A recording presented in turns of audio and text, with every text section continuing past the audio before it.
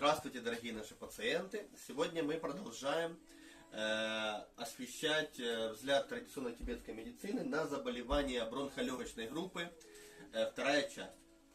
Сегодня мы рассмотрим болезни на основе ветра, называемый ветер в легких.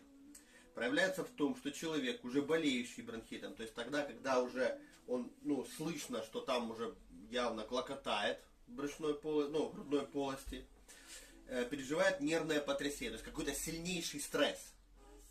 Этот процесс приводит к тому, что пациент начинает испытывать изнуряющие приступы надсадного кашля, особенно с пенистой, густой мокротой, которая трудно отделяется. Как правило, это ближе к вечеру происходит и на ночь это все дело происходит. Кашель иногда доходит до рвоты. Почему? Потому что активируется движение от желудка к носоглотке, ветра, бегущего